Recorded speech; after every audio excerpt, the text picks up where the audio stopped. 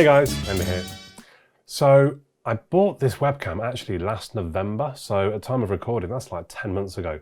I bought it in the Black Friday sales. At the same time, I bought a Lumix camera 4K capable, thinking therefore I would make 4K content for my channel. Now, whether or not 4K content is wanted is kind of a whole different conversation. How relevant is it at this point? I guess I'm looking to future-proof, and actually I found better uses for 4K, but again, not for this time. So yeah, I bought it last November, and I used it in a lot of my videos for the next 5, 6, 7 months or so. Regular subscribers might be aware that I've since changed, and so the camera that I'm recording on now is a Panasonic GH5. And I guess we'll talk about the reasons why very shortly. First of all, let's just take a look at what's in the box. Fairly normal looking box. Look, Brio 4K Stream Edition, 4K 1080p 60 frames per second. So it just sort of points to some of the specs and benefits. Yeah, I got this XSplit software. I didn't really use it, if I'm honest. It will work with OBS, Skype and other things.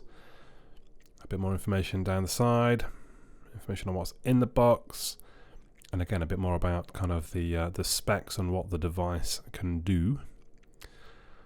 Let's go ahead and go into the actual box. There is the webcam, and it's kind of plastic mold.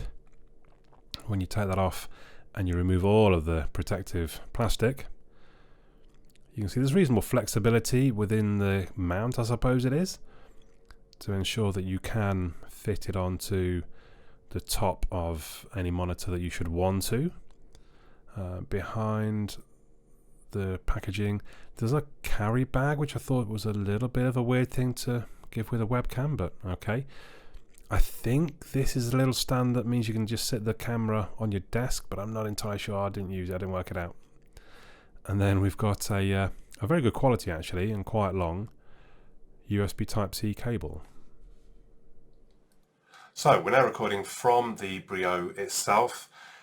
Strangely, I can't put it in 4K mode. So we're recording 1080p. This whole video now is 1080p. This is 10 months on and I've still not totally figured out. It's possible because I know I had it in 4K mode when I was mucking about with it earlier. But now when I go to the settings, 1080p is the best setting I can select. So here we are. I can go up to 60 frames per second if I wanted, but we'll stick at 30.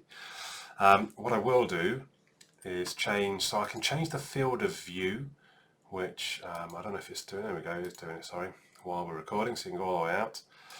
We'll go to 78%, and I've got a zoom, so we can sort of, whoa, if I can go, I don't know, whoa. So we can muck about with that. We've got an HDR mode, so I'm going to put that on. HDR mode, I've just turned that on now. If you can see a difference, I'm going to turn it off now. So that's the HDR mode. Autofocus is on, auto white balance is on. We've got some image adjustments we can muck about with.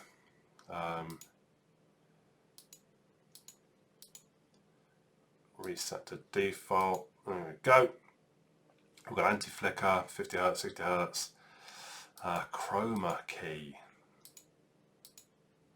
I don't really know what that bit does, if I'm honest. And this is annoying because basically if I try and switch so that you're seeing what I'm recording, what I'm doing on the settings, you can't see the effect of it on here. We can flip both ways, should we wish. Right, so now I'm going to bring you to the desktop view.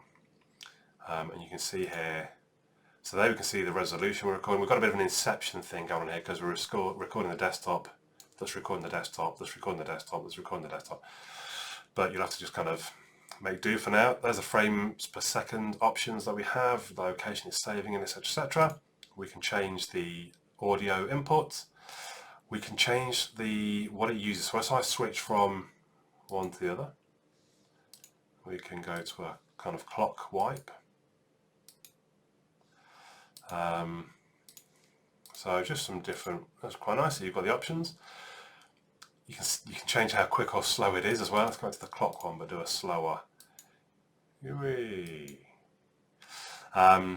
Also along the bottom here, look, you can see there's different options. So we've got picture in picture now, quite like that. We can switch the picture in picture around. Well, let's change that transition, speed up a little bit. So you've got that option. I actually really like this option. if only you could do something about that side, the big black bars top and bottom. So if they let you sort of stretch that bit of screen, you'd lose the edges, fine, but I can live with that. You could just adjust whatever you're doing to fit in that area. I really quite like this option if they could do that, but instead we're wasting a lot of screen space, which is a shame. I mean, this one's even worse.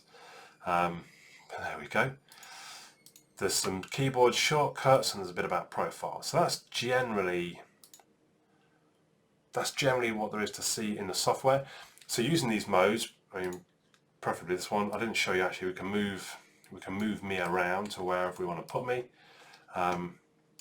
but we can then play games and have the whole picture-in-picture while I'm playing games, which we'll have a quick look at now while I play some Overwatch. So this is a pretty powerful PC. I've got a go what the specs call it. It's a 990K i9 processor. And it's saying it's struggling to record at 1080p 30 frames a second.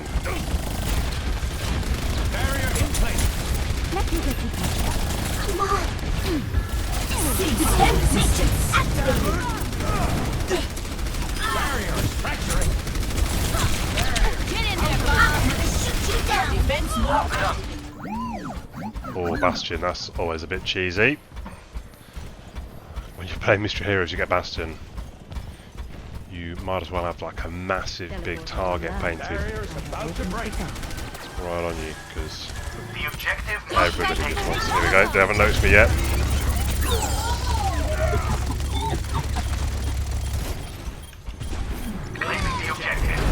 Reality bends to my will.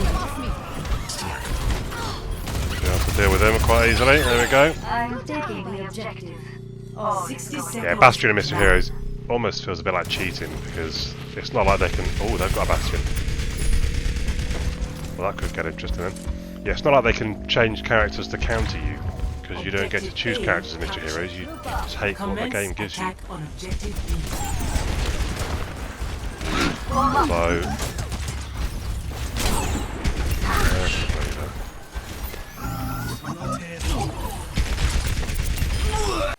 So there we go. It's on Amazon at £158. I don't know I could recommend it for very often. It's kind of why I didn't make the video initially. And I just now, honestly, I'm honest, I was looking around thinking, I fancy making a video. What haven't I done? Then I realised, I still haven't done the Brio video. I don't think I could recommend it. I mean, I can't even select 4K as an option at the moment. It's supposed to be a 4K webcam. I don't get it. I did lots of searching online. It's just really hard. So you don't have to use the Logitech software. You can use OBS, which Open Broadcasting Software System, something like that. It's quite a popular one with streamers. That you definitely can stream. You can hook that up into Twitch and you can stream your game and your webcam live to Twitch. So I know that's possible. I've done that. So the Logitech software is not the best, but even in OBS, I find it really hard to get it to set to 4K. Having said that, again, when you're streaming, you generally just want you as a little picture-in-picture up somewhere, and you don't need 4K. I think I was just being a bit stupid, thinking that it was a good option, a relatively cheap way of getting a 4K image of myself. When I realised actually some of it just is really bad quality, because you've not got, obviously 4K refers to the resolution, how many pixels up and down and sideways, but it doesn't really talk about the bitrate, which is kind of the quality of it, I suppose, I think. I mean, I'm not an expert in these things, and someone correct me in the comments if you've got a better explanation, but it's basically the bitrate is kind of how much data it can take in as it's recording. And this webcam, it generally, I think it's at about 2,000. Now, I would be on at least like 100,000 in most cases. Well, whether or not that converts to YouTube, I'm not sure, because this might look a little bit different as well, and by the time I've uploaded to YouTube, it won't look as good as it does like in real time, or the raw footage, I suppose. But I guess just because the whole 4K thing, it just doesn't really work with this webcam. You can't select, I just showed you, it's just not there as an option. And I've done a lot of Googling, and I can't see where they said, oh, you just need to turn this on or turn that. I don't get it. I really don't get it. I probably should have just sent it straight back and got my money back, because I think Logitech do perfectly capable, I think I had one, was it a 920C or something like that? Perfectly capable 1080p webcams, which for most people, more than capable. So yeah, short version, you don't really want this webcam. because even if you want 4K, it doesn't really do 4K very well. Well, I can't get it to do 4K at all. And when it does, the bitrate is so low, it generally just still looks quite fuzzy and furry. And if you're just streaming, then just get a 1080p camera, because you're just going to be in a little picture up in the corner somewhere. So those are my thoughts. Let me know your thoughts in the comments down below. If you haven't already, please do subscribe. If you've enjoyed the video, give us a thumbs up. If you really enjoyed it, share it somewhere else. And you might also want to check out some of the other videos on my channel. Hopefully you will enjoy watching those. So that's all for now. My name's Andy. I'll catch you all again soon.